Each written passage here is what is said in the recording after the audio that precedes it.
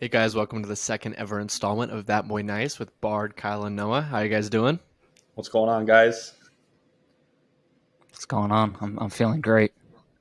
You feeling good? Feeling good? All right, I'm feeling pretty good too. Feeling excellent. I'm pretty excited. We got a lot of stuff to cover. We're gonna jump right in, as we did last episode, into Mavericks Warriors series. Currently, the Warriors are up 3-0. We're gonna talk about Game 3 first, give our initial reactions, how the Mavericks dug themselves into this hole, and how the Warriors propelled themselves to what feels like, I think it's what they made 6 finals in the last 10 years, something like that. Something crazy. So we're gonna go ahead and get right into it. Kyle, no, what'd you guys see? Main takeaways from Game 3? Um, what jumped out to me as a Suns fan just immediately is the way the Warriors defend Luca. The Suns, I feel like, switch so many ball screens, and the Warriors don't do that. They hedge, they throw bodies after bodies at Luca, and make it really tough for him to score and to get his teammates involved. So I like that they send Kevon Looney out and have him hedge for a second, throw a big 6'10" body at him, and then have Andrew Wiggins jump right back out and guard him. But I Yeah, I thought saw they that a lot defended really too. well. With the Mavericks, they're like a very they're hunters. That's what I like to call them, as they're hunters. Yeah. Is they're constantly searching for the matchup that they want to get, like the preferable matchups that they're looking for. Because with Hmm. Luca, if he gets the matchup he wants, like he will score on you. He's going to Right. cook you.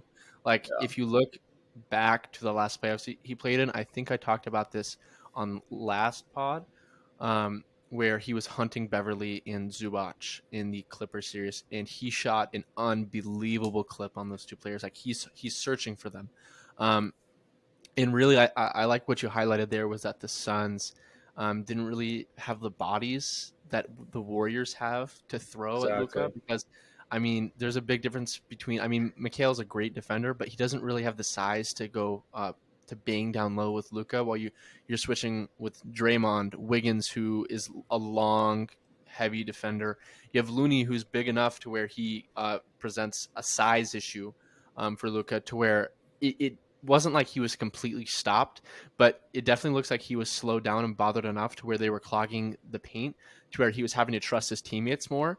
And Yeah. if you're trusting Kleber in the corner, Dorian and Finney-Smith in the corner, they typically run Bullock on the wing, but Yeah. slotting Bullock in the corner as well, like you have to trust those, because I mean you're not getting a good consistent shot down low. Exactly. And I think a And lot of that when changed in game 2 and 3 when they took Damian Lee out, because when he was in, he was just getting torched. oh my He was gosh, dude. he was getting hunted every single second he was on the floor. But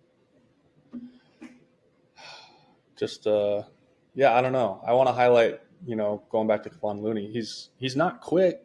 He's just such a big body. It takes Lucas so long to just get around him. So it gives Andrew Wiggins plenty of time to to come back and establish him as the main defender. And I thought it really worked well for them. I loved seeing them kind of. I mean, I think Lucas still had what 39, 41 points, but it seemed yeah, like a Yeah, he he's had still on a really. 40. scoring tear. I mean, he did have probably a good little chunk of that in the fourth quarter towards the end when it didn't really matter. But um, I just love the way they defended them. I thought the Suns could definitely take some notes on how they slowed Luca down as far as that went. No, what did you see as the main Suns fan in the state of Arizona? What did you see, how they played Luca different, uh, like, and just how those teams matched up differently? Because clearly, being down 3-0 is it's a huge deal. Basically, seal the Warriors' tickets to the finals. So I mean, Kyle said it. The Suns switched everything. Like I think they switched most dribble handoffs as well. Like more than just screens. And like what you were saying, the Mavs are hunters. They hunt every matchup, every favorable matchup, and most of the time it's Luca doing that. And when you a little Brunson. yeah, when you when you're the Suns and you got Luca just absolutely eyeing in on Chris Paul, that's not going to bode well for you. Just because he's fighting age, and age is getting the best of him right now, or it did at least. But you can't switch everything, and the Warriors aren't afraid to just hedge, get up, fight over screens, fight under screens if they need to. Yeah. Yeah, I think where the Mavericks ran into a lot of, obviously I think there's a lot of things that went wrong. They're down 3-0. But I'm going to focus more on the matchup side of it, and we'll get into the matchups, like the difference between the matchups, and then we'll get into why that's an issue for them. Was that the Warriors are a fast-paced team, right? They want to be pushing the tempo constantly, while the Mavericks have a very contrary play style to. They want to take it slow. They want to hunt for their matchups. They want to bang it inside where they're getting those twos, and then eventually it opens up the floor for them to get those threes. Well, I said at the beginning of the series that the winner of the series is likely to be whoever controls the tempo and the pace of the game more. And I think we've just seen the Warriors have just imposed their will on this Mavericks team. Because, I mean, the Warriors, with what a fast-paced team they are, they have so many perimeter players that can beat you and kill you, that it stretches the floor so much, which I want to give a credit to Steph Curry, because I was yelling at my TV. I was like, why are the Mavericks so stretched out? Where's the interior defense? To where I just realized, like, they're having to pick up a guy from half court and trap him with two players. Of course, there's going to be an easy basket underneath, especially when So Luka Doncic is the one that's being slotted there because they're being forced to play small. That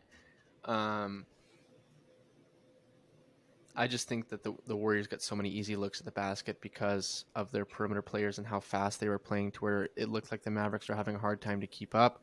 It just didn't seem like they had the legs for the series when you're only playing 6 to 7 guys heavy minutes in the playoffs, and you're having to chase those people around the entire time, and really let a bigger player like Kevon Looney get the better of you on the inside, as well as Steph. He was unbelievable on the inside this season, this series.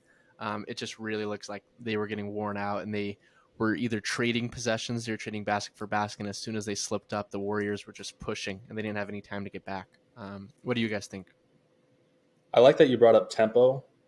That's what the Warriors are. Tempo. They go fast. They like it fast. That's the way they want to play.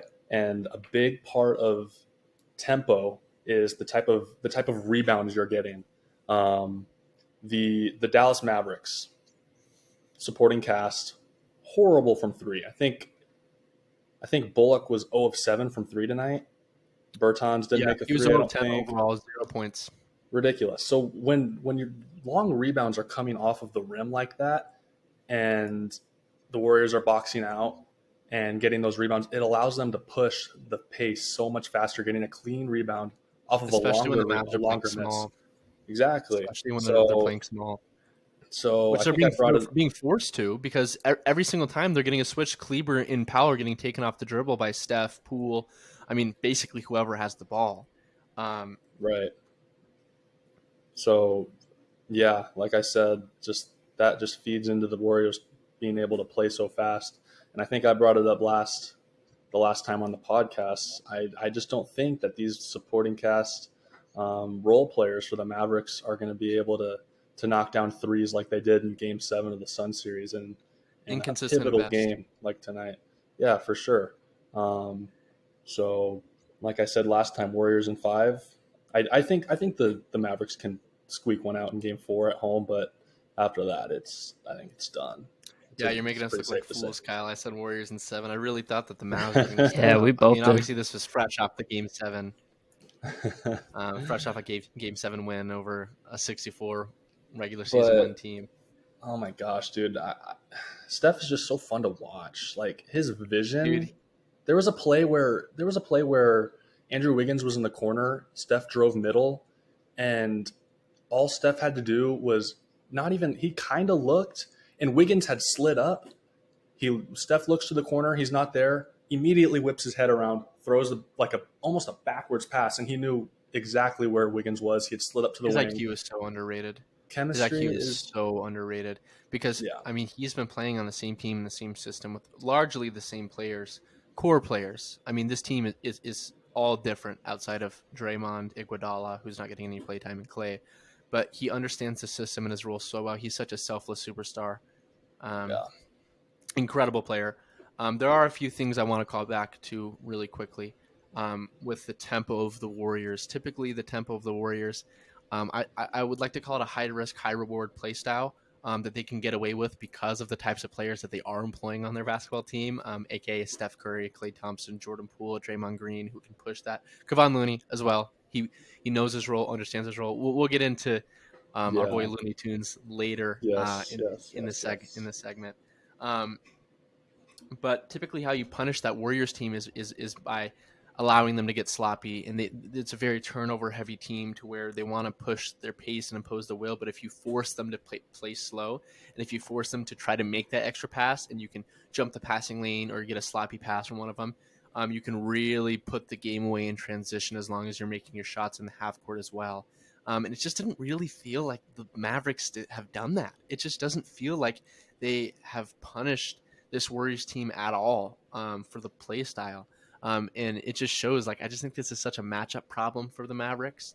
And they just haven't made the proper adjustments because the Warriors zone has given them such fits on the defensive end um, to where it just feels um, like, like, what do you even do differently against that at this point in this series to where like that was something you should have conquered after game 2, or you should have been trying to conquer in game 3, and it just looked like they gave them fits. They were running 2-3 zone. They had a 4-1 zone that just really looked like the Mavericks couldn't figure out how to beat it. Yeah. It's Yeah. such What a do you guys think? struggle. It's such a struggle when Dallas can't. I mean, that's what they've been doing for a majority of this playoff run is living and dying by the three. So when the Warriors go zone and one of your best shooters, Reggie Bullock's 0 for 7, Bertans hasn't hit a three, and Kevon Looney sitting in the middle, who I've grown a huge fan of him, by the way. Love him. But I mean, he's such a force in there. He alters shots even when he's not blocking shots. He'll alter any shot inside of 5 feet at the rim. So it's like, well, we're not making the three. Our best shooters can't shoot. The They only can't punish only the guy zone. They don't have anyone big enough to even alter nobody the zone inside. And nobody. if they're not making those threes, then they're just going to continually get punished. Their Um, best interior defender is Dwight Powell, I'm sorry, interior finisher, offensive finisher. You know what I mean? yeah, But who played 8 minutes that's tonight. not really good And when Dwight and I'm not Powell calling that is a mistake. I'm just saying he's your best interior finisher, and you can right. only play him 8 minutes. That's pretty telling. That's yeah. Um, I pulled the stat from the first 2 games where Reggie Bullock and Luka Doncic on pick and rolls had a points per possession of 1.8 points per possession, which is ludicrous, insane, like eye-popping, jaw-dropping stat. And Yeah. then you look at it tonight where Reggie Bullock goes 0 for 7 from 3, and it's like, okay, like clearly you had to come down to earth at some point, but a drop like that really takes one of the main reliable things that you had on offense in the first 2 games. It really takes them off because a lot of what the Mavericks were running was Luka would come, they'd run a flare screen with Bullock where he would go to the right wing, and then the like the player on the left wing would either cut or stay there, so Luka has more options. But you just had Bullock being a flamethrower from that at that point, and it could really keep him back in the games, and just to fall to earth like this. And Dorian Finney-Smith, I mean, he only had 9 points, but you can't really slide him. He was taken out of the game. I mean, in the second half of game 2, they made the switch of Steph Curry, who I also want to say has been great on defense this postseason. Like Mm, he is, people like to say, "Oh, yeah. it's good for him," but he legitimately has been playing good defense. Yeah. They Absolutely. switched in the second half. Steph Curry, his main matchup being Dorian Finney-Smith, and I think that did wonders for the Warriors' comeback because Bullock had a longer wing defender on him that really was able to step up after those screens, um, and Curry was able to allow the help to come in with a bigger defender, um, a bigger offensive player in Finney-Smith who couldn't really consistently punish you from 3, and you allow that help to get there, um, which was great for them. Fantastic. I I want don't I see want to anything point bad. one thing out. Uh, I want to thank Steph Curry for making me seem like I can have an intelligent basketball take in the last episode for saying he's the scariest player left in the conference finals. I hate you. I hate you, Steph Curry, for making me and Kyle look like complete idiots. I I mean, also I want to I mean, impose a sorry, question. go ahead. No, go ahead. I'll ask the question here after this. No, no, I agree. I mean, Steph Curry has made me and Bard look like complete fools, but I don't know what we were I mean, it thinking was betting against Steph Curry. In yeah, retrospect, it's like we're betting against like the second best player of the generation, like Yeah. a top 10 well, player well, all that's time. It's like, dude, I don't well, know. I don't yeah, think he has it in him to outplay a 23-year-old. no, 100%. But at the same time, if Reggie Bullock shoots like 5 of 7, 8 of 10 from the field tonight, then we're flipping the script. We're saying, oh, Luka Doncic, best player, getting his assist, getting his If he even 40. wins one game, So I mean, in the yeah, series, even with him like the blowout in game one where he's not even playing the full game, he's still right, averaging 31.5 points per game, like 1.5 steals, like 10 assists, 9 rebounds, like a very Luka-esque stat line, like 48% from the floor, 38 from three, 88% from free throw. Like that's a ridiculous stat line, but it's not translating to winning. And right. I'm not going to Right. blame that on Luka. Like No, absolutely clearly not. he's trying to do all he can. He does what he's I do want supposed to to. say one thing though. I do want to say one thing before you ask your question. No, I'm sorry. I'm sorry to cut you off. It's okay. Um, look, I am a massive Joel Embiid stan. I'm going to go on record and say I think he should have won MVP. But I can't appreciate Nikola Jokic. Where is the same energy for like Luka as there was for Jokic? They're in the exact same position, and Jokic was getting slandered to kingdom come, and you have Luka who's basically doing the same thing, and it's just like, oh well. Like I He's don't the golden understand boy. why. Yeah, I The mean same reason, the same reason he gets calls is that type he's of the golden thing. boy. You have Jokic dropping like 36, 15, and 9 on great efficiency and losing. And you have guys like Shaq and everyone hopping on. If you're the main guy, you got to score 45, 50. You got to want more than that. It's like, dude, what do you want him to do? Like, he's like, he's so outmatched. This team around him is awful, terrible. Yeah, Like, and you have Luka who's getting more of the same, like, pretty much the same. And just like, best player in the NBA. Like I just don't I yeah, don't get it. I don't get where like why we're so harsh on some players but lift other players up. And I get that one player's in the Western Conference Finals and one Western Conference Finals and one player's was in the first round, but it's the same team. He can't help that it came later, right? yeah, Right. absolutely. What were you gonna say though? No, what was your question? Okay. So I know he is quite the opposite of the definition of that boy nice, but is Kevon Looney the first that boy nice All Star? No, No?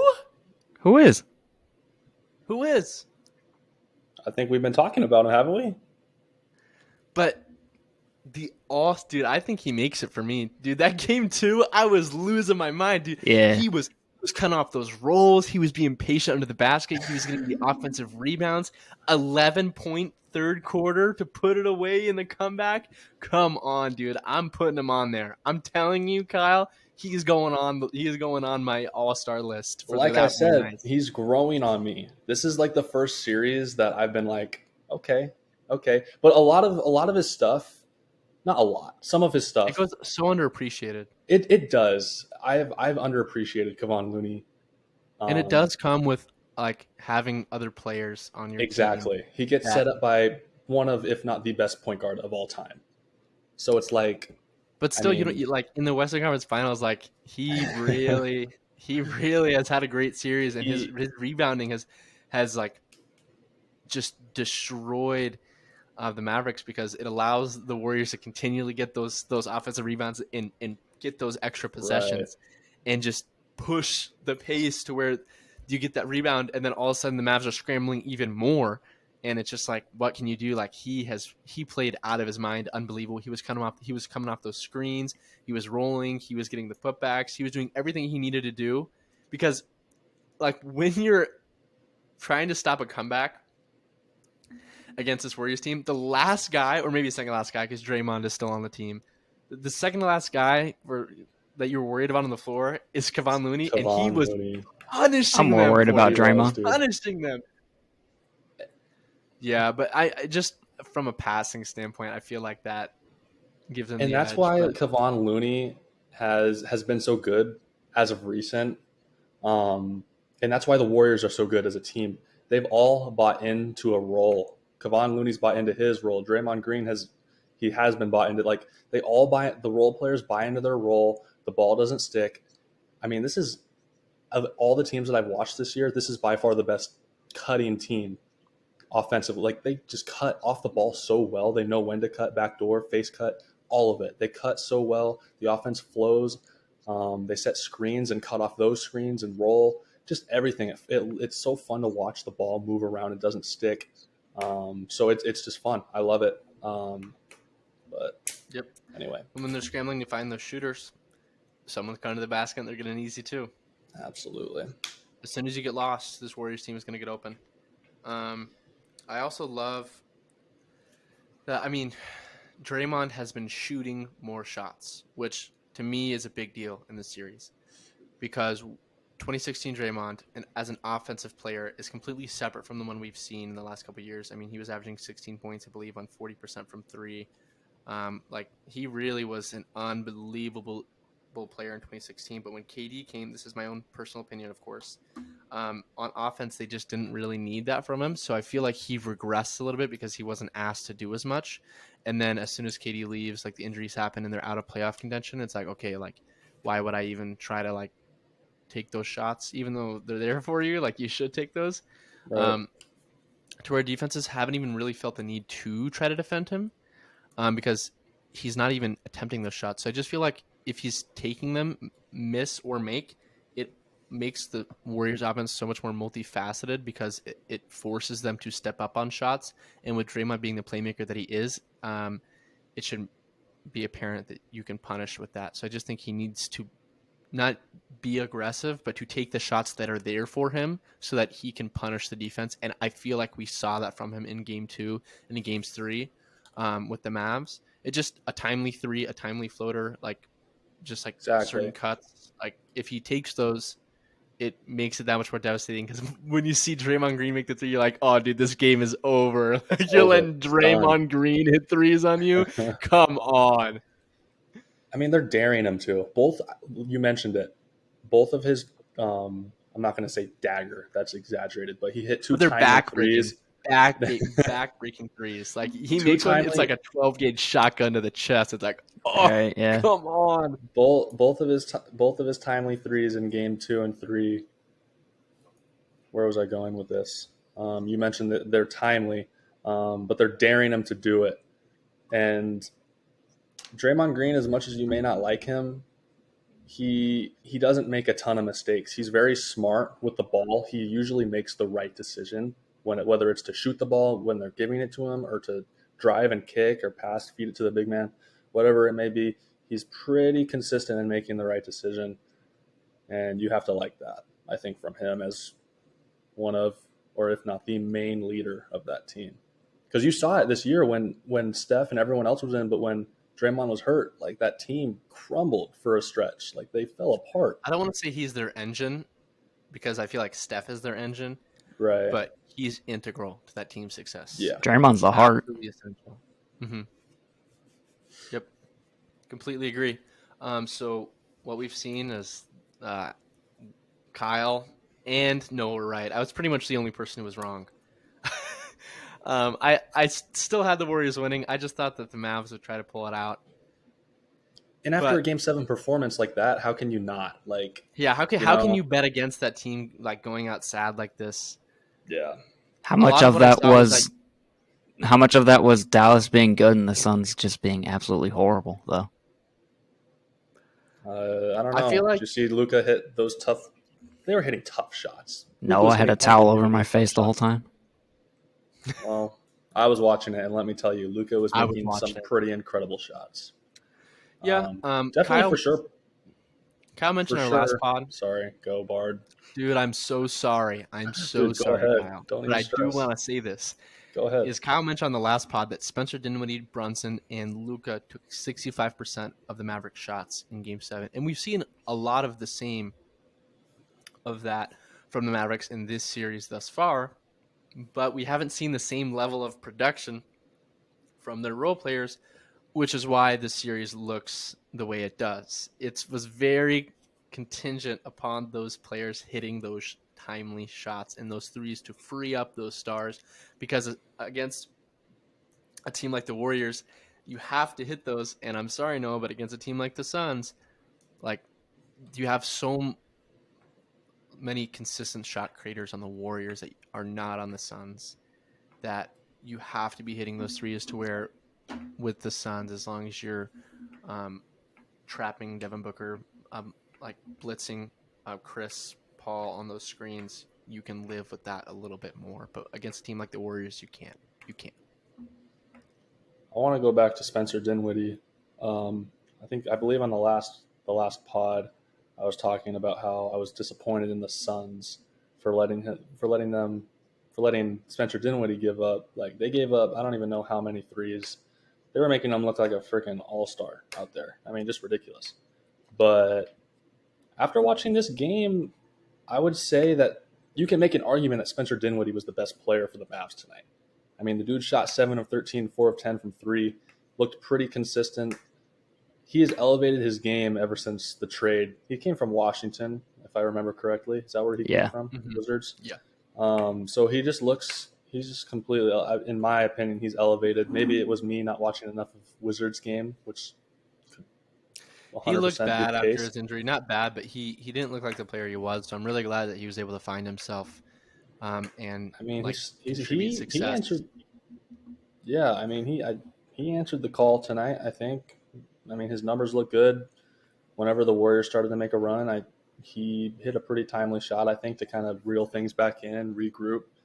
But like we said, Reggie Bullock going 0 of 10, and Bertans not making a three, and Dorian Finney-Smith, so it just Yeah. wasn't enough.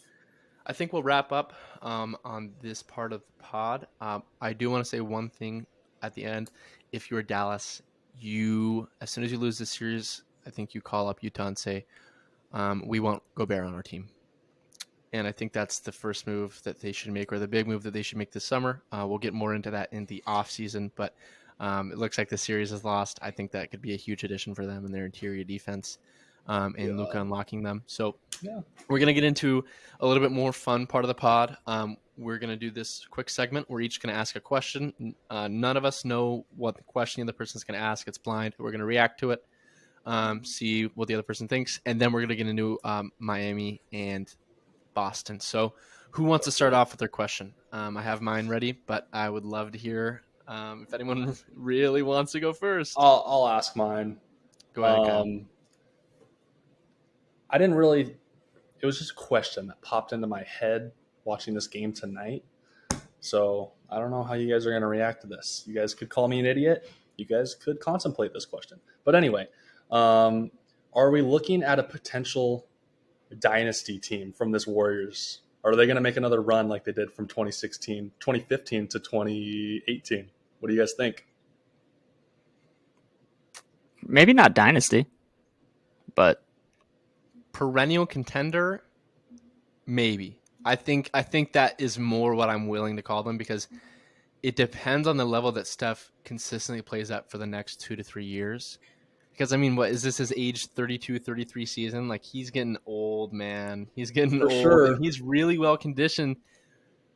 I mean, but you do have Kuminga, who's developing. Poole is 22. You have, I mean, Looney's only 26. Moody's 19. Like, I do think that they have some really good young players. Sorry if I forgot anyone, by the way. Oh no.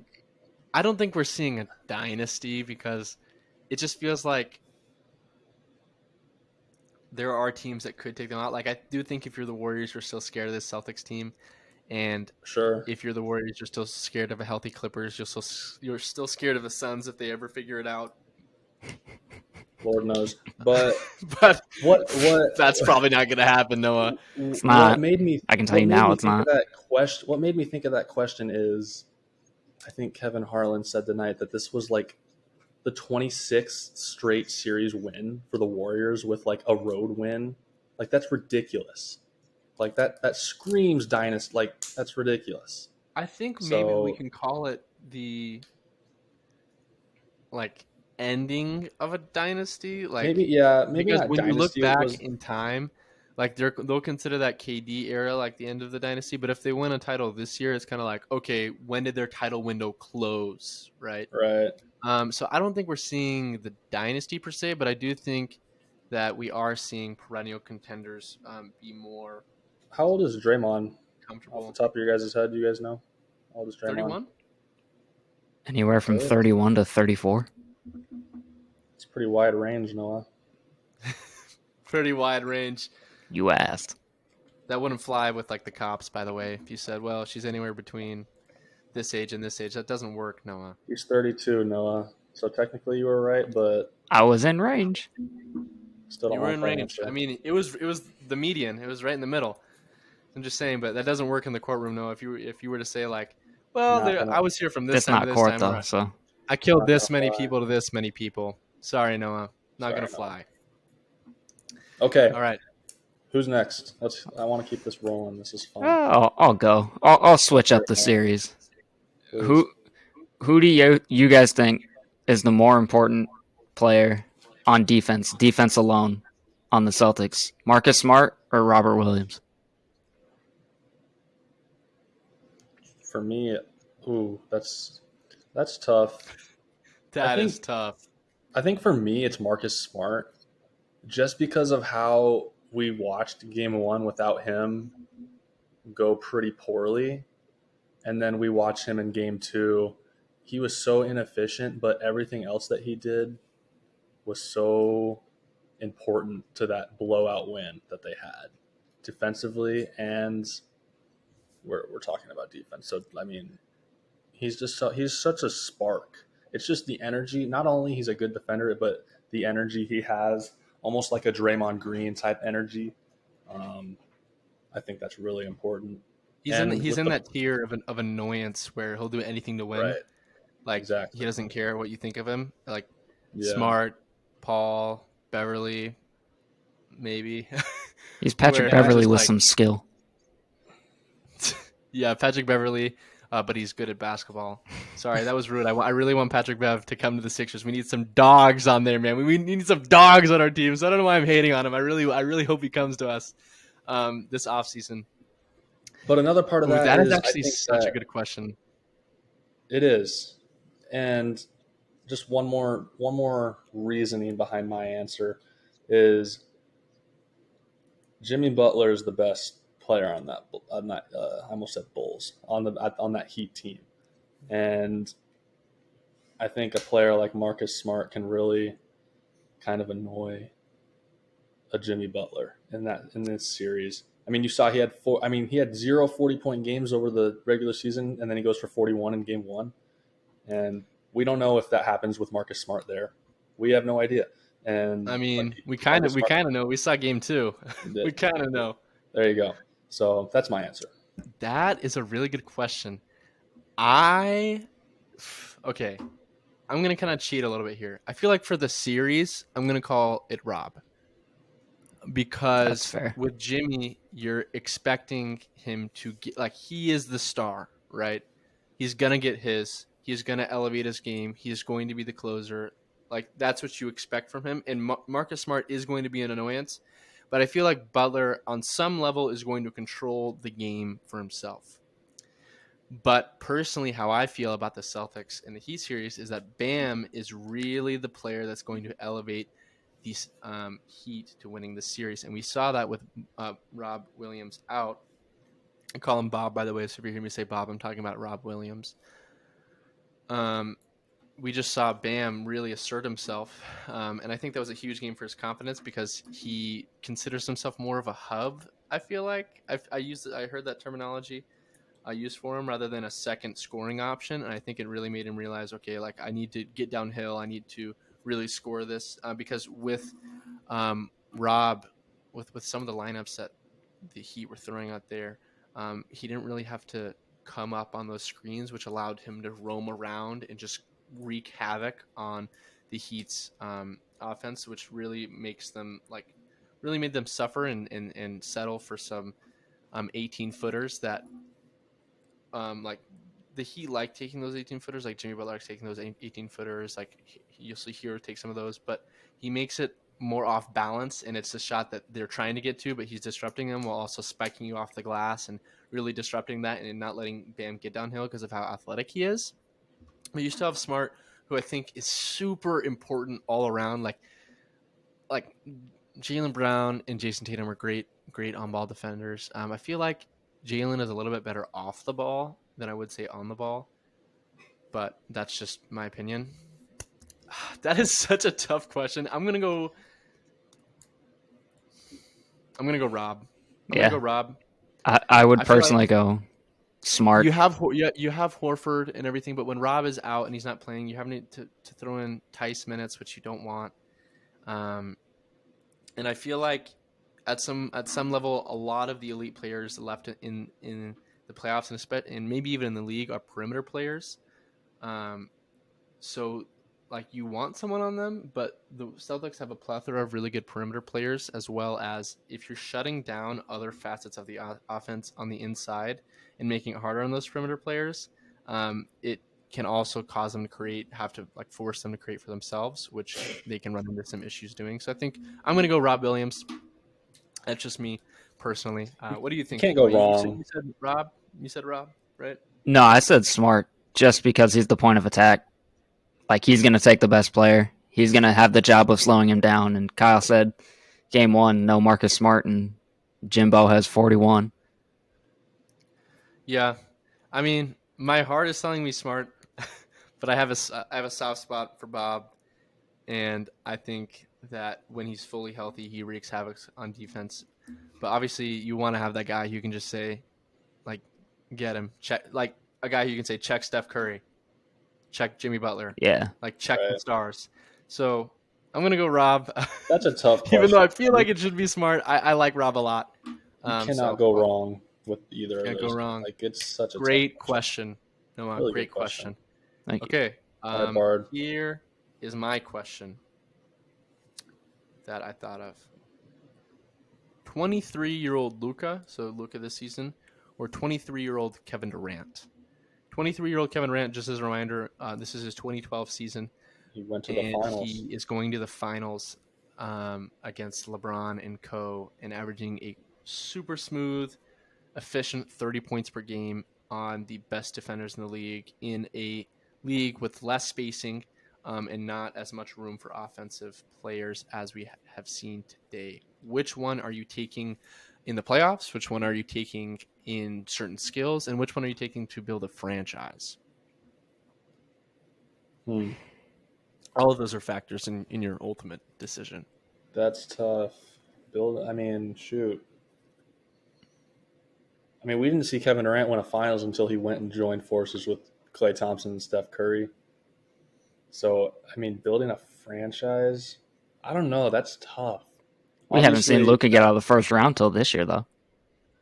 Yeah, that's a thing. Like, if I asked this question last year, say if he gets bounced again, it's like, oh, KD, obviously, but I would say KD off rip. I'm still leaning towards Kevin Durant, but you got to remember that Oklahoma City team had a very that team's better. Like, that team's just straight up better with Russell Westbrook, Serge Ibaka, James Harden's on that team too, right? Yep, as a sick man. So, the role players, the bench players are significantly, in my opinion, better than players like Reggie Bullock and Dorian Finney-Smith. So,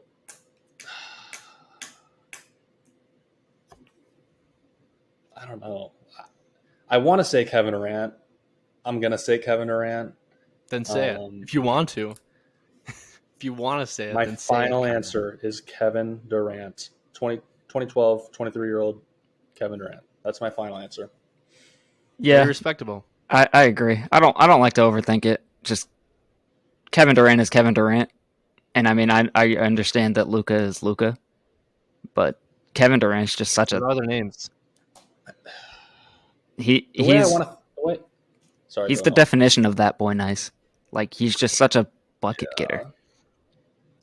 Katie is like, we should be paying him royalties if we ever make money off this podcast because he is the epitome of that boy nice. You just watch him do something, you're like, ooh, like you just see him and it's just like, ooh, man, that was It's just dirty, so smooth. disgusting, raw, Yeah. nasty, some nastiness on there.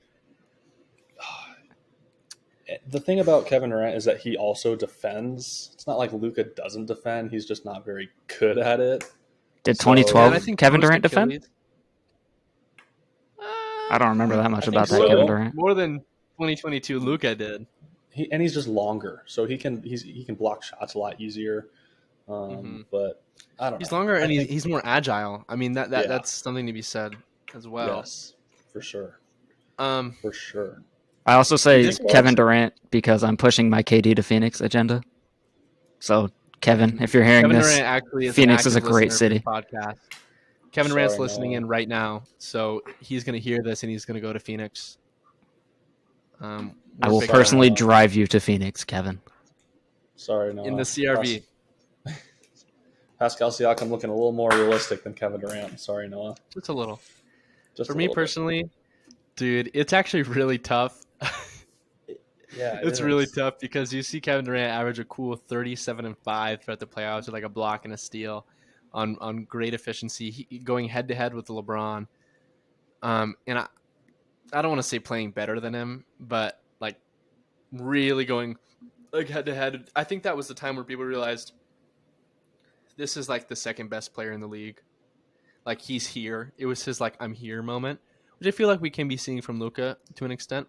I feel like Luka as a Yeah. playmaker is better than Kevin Durant, especially at that point Yeah. in his career. Yes. I feel like playmaking for Durant like came as he progressed. But I think if we don't see Russell Westbrook throw up one of the biggest series stinkers we've seen, I mean, he had that 40-point finals game to sort of like even out his averages, but I mean, he played really bad in that series. I think you had Magic Johnson True. calling him at halftime the worst performance we've ever seen from a point guard in the finals. I'm like, I'll try to pull the clip, but he was calling him that, and then he had like a 40-point game. But obviously they lost in 5. But I feel like things like that, unless they're blowouts, like there are like tempo shifting plays that happen. But as a scorer, I'm taking Durant. As a rebounder, I mean, rebounding, like at those positions, it matters, but not really that much. Rebounding more matters if you're like a power forward or a center, right? Because Right. sometimes it can just happen to fall into your lap. I feel like I'm going to Good take question. Durant. But Luka is like right there because I feel like he's better as a playmaker. I think that if he were to give a dogfight to this Warriors team, I would maybe give it to Luka. But with what we've seen in these last couple games, he himself has been a great individual talent, but his team has sort of let him down to the point where I don't want to blame him for his team failures, like his teammates' failures, but I just think I'm going to go KD. And maybe that's influenced by the player that we know that he is today, Right. but It probably Luka is. isn't. it Luka isn't far probably is. off. He's not far off. Dude, he's like It's not a. It's a he's like tough right question. there. I like want to give it to Luka. As much as I don't like him, I do not like Luka. I don't. I want to give it to Luka. He's just. I he's might. just so good. I might give it to Luka. It's my own question, and I might give him a 1A 1B type of answer and total cop out, but they're right there. I'm going to give it to Durant. I'm going to give it to Durant. I'm going to give it to Durant, but Luka's right there. I'm telling you, this is not a Luka disrespect question, and I know that we all went KD, but it might be influenced because KD is that guy. So, all right, I thought that was pretty fun. Good question. Appreciate the questions, fellas. It's fantastic. We are going to Sure. move on to our third segment, which is the Miami Celtics series.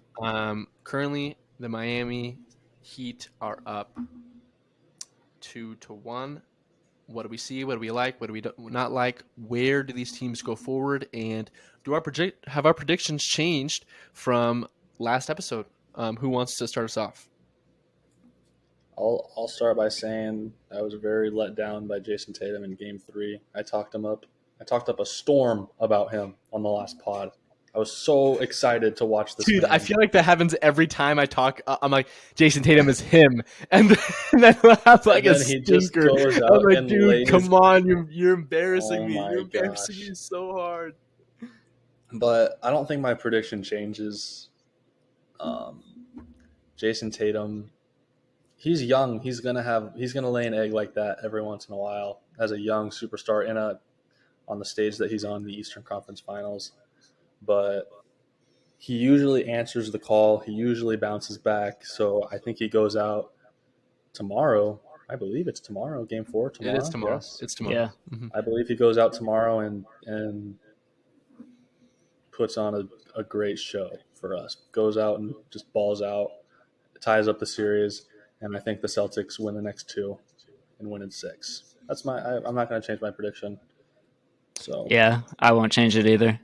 But I mean, I don't think Bam will be this good again. But I also don't think he'll be as bad as he was in Game 3 again. I mean, But the I'm dude not had changing what mine. You mean he games 1 had. and 2? Bam. Yeah, what did I say? Yeah.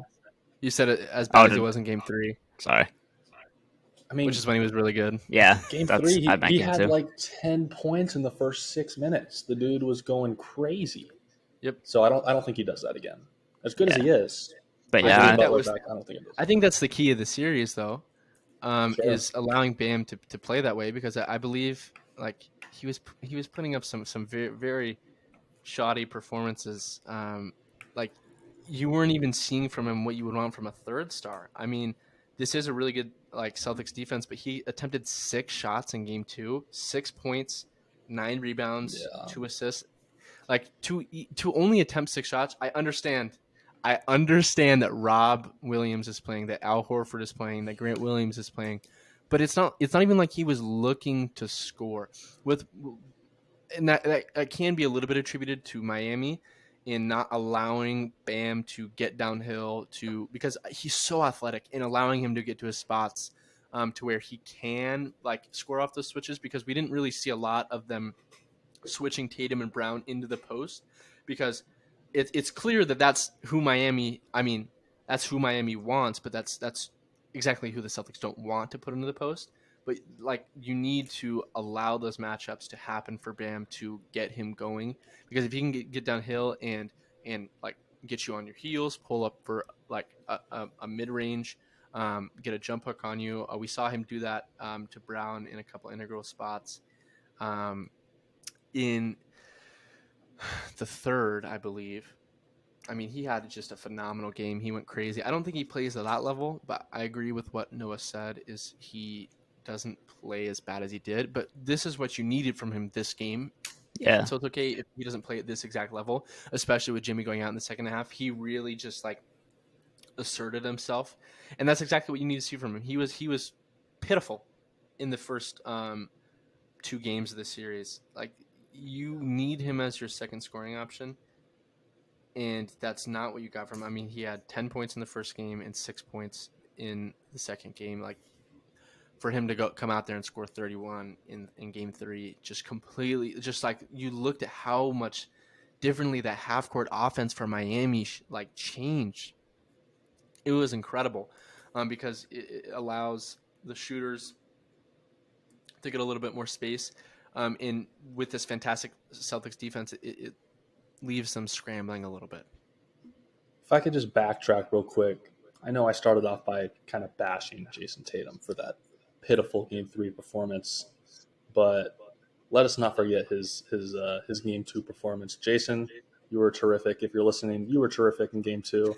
I He's mean, listening. he's definitely I mean, listening. 27 points on 13 shots. You just don't see that anymore.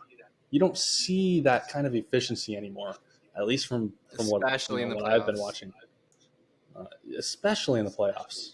He's on a huge stage, Eastern Conference Finals. on the road in a hostile environment like Miami, even though they just got fans to that arena finally, thank goodness. But Yeah, I seriously, was it took very them long enough to get impressed. fans in the playoffs. I guess I was just really disappointed in the game Yeah, I three. think But Lowry made a really good was a really good like addition for Miami. I was really actually concerned yes, originally because against the Sixers, he just looked horrible out there. It was clear that he just was really struggling with an injury, and that's not something you ever want to see. But he just didn't look right. like himself out there. Um, but with Kyle Lowry out there, I mean, he made shots when you need him to. He didn't have the most efficient game ever. He actually was quite inefficient. But as a floor general and as a defender, um, like he really made some great plays for the Heat, which is exactly what you want to see in Game 3. Max Strus with was a great My performance. boy. My Clutch shots boy. down the stretch. PJ Tucker very consistent. Noah, Um, all of a sudden a Max Strus fan. I'm not Max letting you no, Strus hop is on my that second bandwagon. favorite out of player left in the nowhere. playoffs. I'm not Who's the letting you first? hop on that bandwagon, Noah. Jimmy. Not letting you do it. Jimmy. Yeah, I love me some Jimmy. It was very sad when the Sixers let him walk. Like very sad, very sad. Jaylen Brown had 40 points as well. Is he the best player in the NBA who doesn't know how to dribble? Yes. It's pretty Probably, yeah. I unbelievable. mean, I watch him. I watch him like play. I'm like, dude, where's the handle? Like anytime, like he just off of athleticism, he can get by people, but then he gets poked out, or like he can't rise to his spots because he's fumbling with the ball. It's like Jalen, come on, but I don't want to hate on him too much. He did have a 40-point performance. He did lose, so An efficient I think the 40 Celtics shot really attempts. missed Rob, especially in a game where Bam was going off to this extent. They were really unlocking him. I think that was really tough for them. And these two teams are so switch heavy. Like I know teams like there's a lot of switches, but these teams are switching a lot and they're good at defending switches. Like they really are good at hedging. They're good at getting around the screens. They're good at going under the screen and like over the screen. Like they're just very good at navigating screens. And so it's been very interesting to see how they've sort of tried to like go around those. Because the Heat as a team didn't even particularly shoot well from three. It was just they shot 33% from three. You weren't really seeing the production from Hero that you typically would want to see. 0 for 6 from three. He is being really bothered by these longer defenders. But they were able to pull it out. Like you had, like I said, players hitting those timely shots. I mean, the Celtics shot 70 shots and the Heat shot 92 shots. I would sure hope that the Heat win that game when they get 22 more looks at the basket. And credit the defense. They turn Boston over and give themselves those more looks. So got to give credit where credit is due. But yeah. I would expect a team to win a basketball game if they shot the ball 22 more times. Yeah, but So it's interesting because it's not even like the Heat out rebounded them. They had 34 rebounds to the Celtics 44, right, and the Celtics shot 30 free throws while the Heat shot only 14. And you look like, well, that doesn't really make a whole lot of sense. Like, but you see, the Heat had 19 steals. That is Yeah, a it's lot ooh, of steals, the and the turnovers killed Celtics had Boston. two. The turnovers killed Boston. 23 to 48 8 points in the paint turnover. to Yeah, that 34. that can't happen if That's you want to win a ridiculous. game in the Eastern Conference Finals. It just cannot happen. So sloppy with Ridiculous. the ball. They had the Heat were really careful. 9 turnovers to the Celtics 24. It was Crazy. just horrid. It was just horrid. I just don't understand how you can be that sloppy with the ball at this stage. Like I do understand it actually. Like with especially with how good of a defense that you're going up against, but Right. those really, really killed the Celtics' momentum. Anytime they would try to get any momentum, it would just be killed. And you had Jason Tatum, who, I mean, they were getting good looks. That's the thing I was seeing from the Celtics is they were getting some good looks, especially Tatum. They just weren't falling for them. And anytime they would get those, they just would end up turning the ball over, and it just really killed them. It really killed them. for sure. The big thing is that Bam unlocks the series for the Heat. I believe that wholeheartedly. In the beginning, in the first game, you really don't want to have to rely on Jimmy going nuclear for you to win that game, because that's exactly what happened. I mean, you had Bam, who, like we were saying earlier, didn't exactly play the greatest game of his life. Jimmy played like a superstar, put the game away when it mattered the most. You had Tatum go ice cold in the second half, which obviously helps. As well as Brown, he just wasn't taking the shots that he needed to in the second half. And it just looked like he wasn't really searching or looking to be aggressive, which was a huge issue for them in the second half. It allowed them to go on that run. And, I mean, you just have had people step up a lot on the Heat.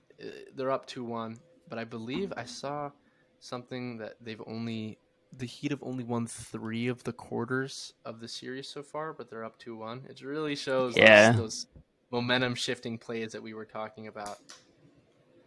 I want to point out. I want to point out one thing. I really respect Marcus Smart. I don't like him very much, but I respect Marcus Smart because that ankle turn was gross, and to come out and just play after that, I respect that so hard. Yeah, Thing with ankles, man. I know the ankle all too well. That it doesn't Kyle's feel good. ankle has gotten obliterated so Dude, hard. it doesn't So feel good. hard.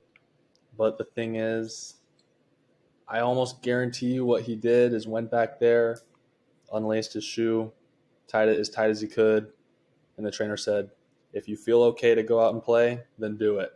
You can't make He's it always much going to do worse. that. That's something he's always going to do. That's just the type of player that Marcus Smart is. You just tie your shoe up as tight as you can, and if you can tolerate it, can't make it much worse. Just go out and play."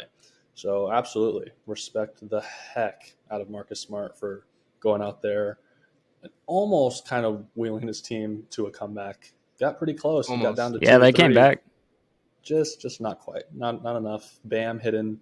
We were watching it together. I think Bam hit like a pull up, almost 3-pointer. His foot was just inside the line, but I don't know if you guys remember that. That was ridiculous. Yeah, I do remember that. at the end of the I shot was just clock talking in the about third how quarter. he hasn't extended his game to the 18-footer range and beyond that you wanted to see it from him, and then he just hit like the most ridiculous 18-footer. I was like, really? Ridiculous. Yeah, I think the huge takeaway is I mean, these games have mainly felt like a slugfest. Like, they haven't really been like overly entertaining, I want to say, unless you're a fan of the team and you like really want to see a blowout, easy win. I'm a Right. Sixers fan. I wish we got blowouts every single game, but we don't. We do not get it very doesn't happen. very often. Yeah, I think that I'm excited to see where this goes, because I think that the Celtics can pull this back. You're not going to see Tatum play as bad as you did. You're not going to see the Celtics be as sloppy as they were. I believe they had 23 turnovers, which is the most. That was their most turnovers in a game, I believe, since October 22nd, which was their second game of the season. It was just such a time to be so careless with the ball. I think the Celtics game plan is limit turnovers. Don't allow Bam to get going,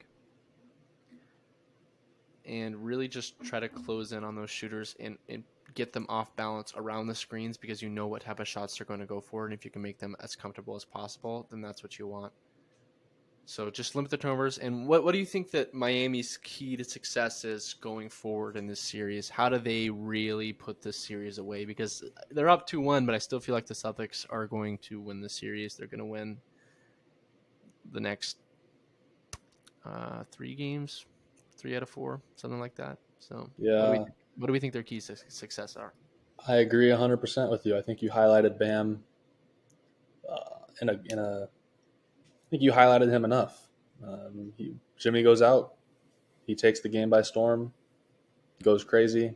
They win the game. So if he can continue to make shots the way he did in the first quarter and just be a leader like he was, The shot making I was don't think unbelievable. he's going to make as many shots. But no, even if he's taking the shots and he's getting downhill and he's opening up the game to allow just two of the Heat shooters to be opened up. You don't need all of your shooters to be hitting all the time, but if you have like two consistent 3-point options to be hitting while you have Jimmy and Bam giving you their 20 to 30 a game, that's what you Right. need. That's what you want. That's your key to success. Limiting their perimeter players as much as possible. I'm just so terrified of if Bob comes back. You have those towers roaming around with Horford, Williams, Yeah.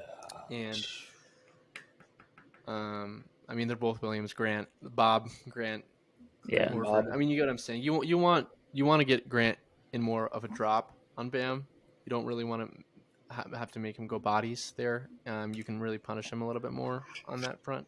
So I think that's something you can explore. And But let I us don't think you run zone against this Celtics team. I don't think you.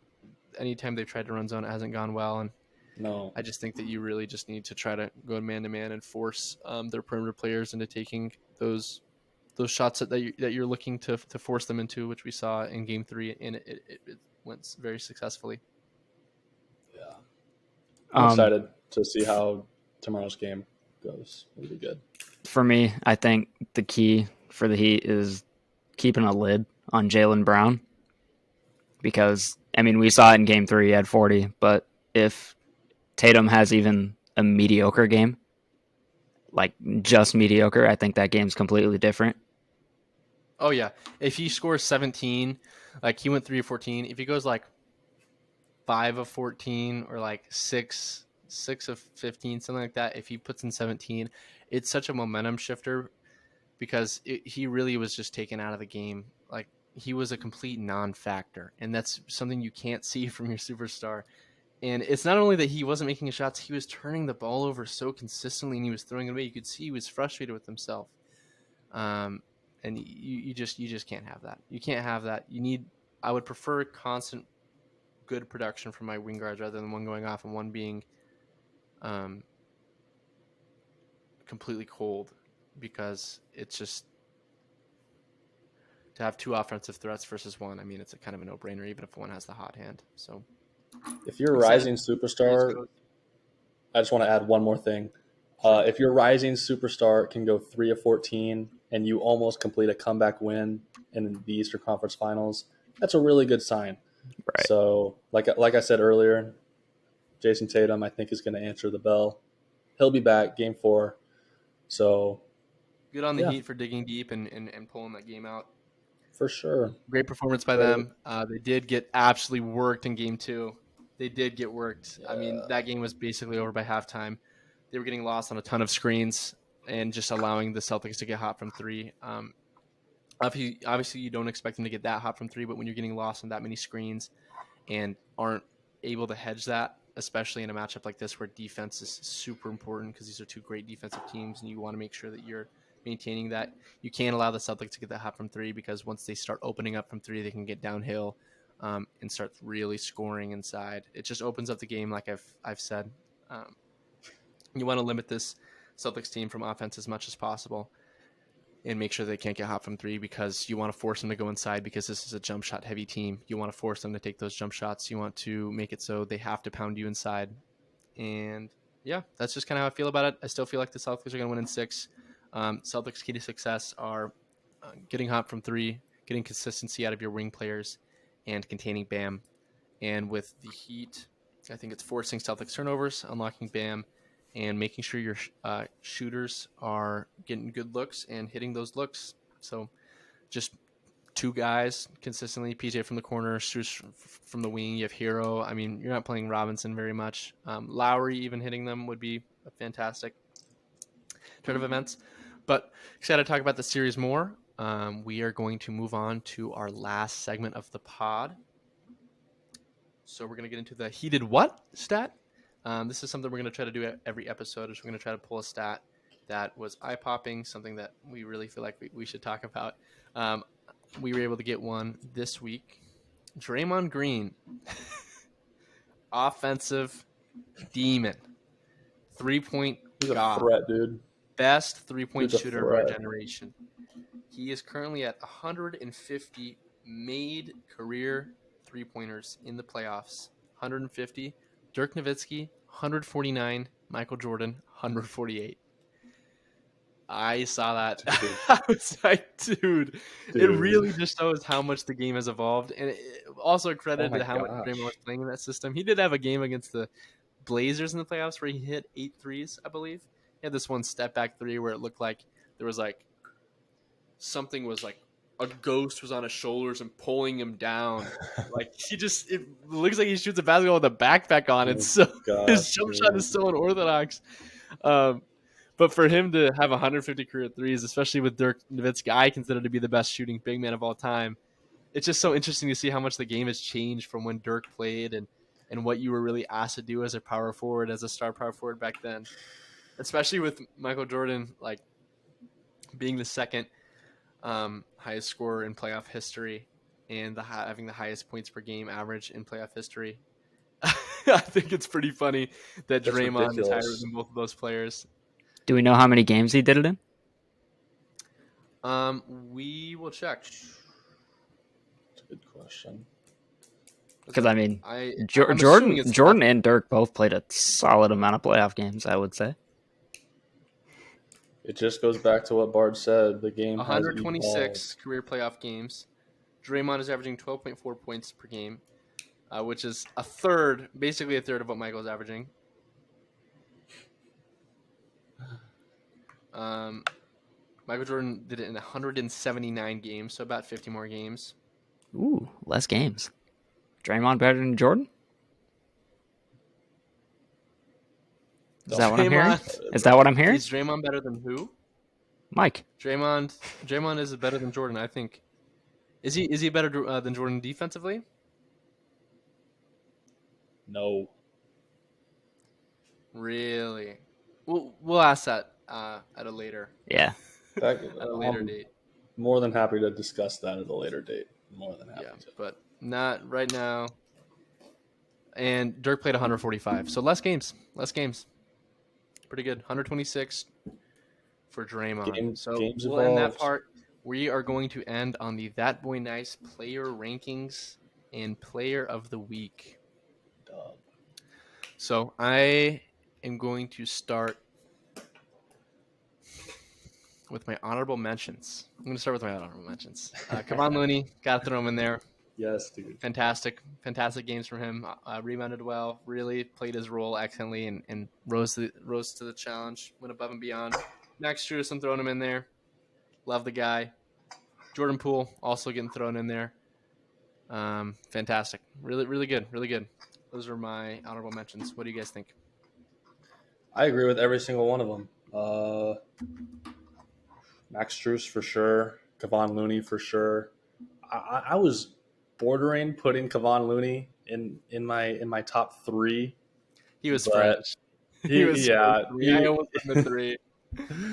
He's just grown on me so much. It's so crazy. I used to think he was just a straight bum that just wasted. It was just a waste of space out there. But he has proven himself. Unless you're watching the impact he has on Warriors games, it's pretty easy to think that. For sure. Absolutely. So everyone you mentioned, I think, will go in my honorable mentions. I couldn't agree more. It might be Jordan the consensus. Poole, for sure. But yeah, Noah, what do you think?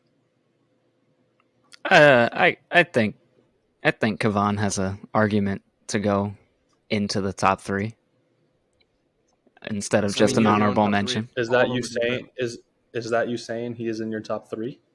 Is that what Yeah, I'm hearing? yeah, I'll what put you're him in my saying? top 3. Are we picking up what you're putting down? Yeah. So where is he? Is he 1? He's at Is he 3, 2? but is he 3? Where is he? He's at 3, but he deserves a Oh. spot, I think. All right. All right. You have like Strus in there in your honorable mentions pool. Nah, my boy Max is an honorable mention. He won't get the top 3 nod, but he's getting there. Why not? Why not? All right. You were so My number high on 3. him. My number 3. I think I'm gonna go Tatum. I think I'm gonna go Really? Tatum. After Yeah. that egg, He had a laid nice after game, game too. 3? Sure. He had a good game too. I mean, he got them Sure. the win when they needed it. He had an egg. I was thinking about putting Brown there.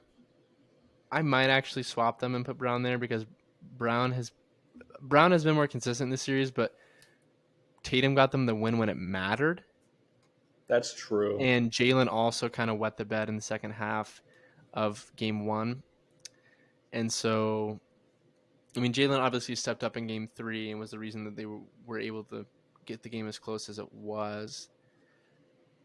But they still ended up losing. So I think I'm going to put Tatum. I'm going to put Tatum 3. Maybe that's a hot take, but I feel like he still played some good defense. Yeah. But yeah, I'm going to put Tatum at 3. I'm going to put Luka at 2. I'm going to put Luka at 2. Even though he's down 0-3, he individually has played fantastic basketball, and I think really is on brand for that boy nice. You just watch him play, like, he's a killer. He's a Okay. killer. I think it's pretty obvious who I haven't won. It's Steph Curry. He has been the closer. He's been a flamethrower from 3. He's just put the Mavs away. He's dashed all hopes at them closing out this series. Yes. He's just been an incredible generational basketball talent for many, many years. He continues to prove why he's the greatest shooter of all time, and what I believe by the end of a career will be considered the greatest point guard to ever touch a basketball, which is a pretty large claim. He's been great from the inside. I just think he overall has just been the flashiest, most exciting, best player in basketball for the last week, and my personal pick for the That Boy Nice Player of the Week. Solid list. Pretty good list.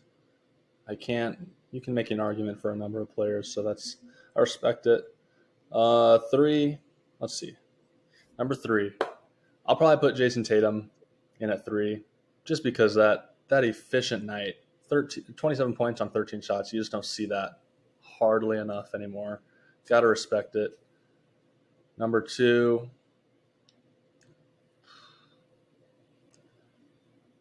I don't know if I want to put Luka there or not. I'm leaning towards Jimmy Butler just because how he elevates his game for the playoffs. Like, Yeah, I almost put more Butler often there, than but more just often because he than was not, injured for me. that's true.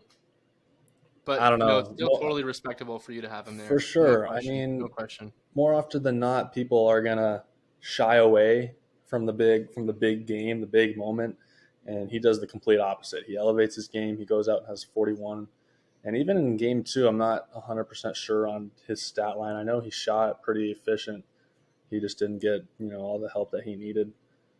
But I'll stick Jimmy at 2, and then obviously I'm going to put Steph at 1. Exactly 28 what I was points over the talking. last 3 games. Average 28 points. Been a floor general. He's having 7.5 assists a game. I mean, exactly what we talked about last time. That Steph Curry avalanche. I mean, he was hitting corner threes, turning around like he does, his little turnaround, not even watching it go in, just hitting. I mean, he's Steph Curry. We saw trademark Steph Curry. We really saw him go off in the playoffs earlier, but like we talked about last pod, we didn't see the avalanche, but we definitely have seen it this series. Definitely. Yes. We've seen, 100%. oh my gosh, this is he's him. He's him and he's here. He's just so freaking. There's a reason that he's 1 win away from the NBA Finals.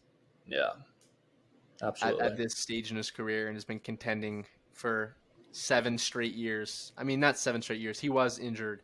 The years that he was injured, I mean, there's not really much you could do, like which injuries get to you. But he's been a force in our league for a decade. So, yeah. Yes. Do I have it 1? All right. You're up, Noah. I got a few honorable mentions. I'll put Jaylen Brown in there as an honorable mention. I think I'm going to put Jason Tatum in there as an honorable mention just because I think that game 3 just kind of crapped his stock this week. But I like the game 2 performance in Max Strus because that's my guy and I can't leave him out. At 3, I'll put Kevon Looney because I think his game 2 deserves all the credit in the world. Like, he just made so many things tick for the Warriors.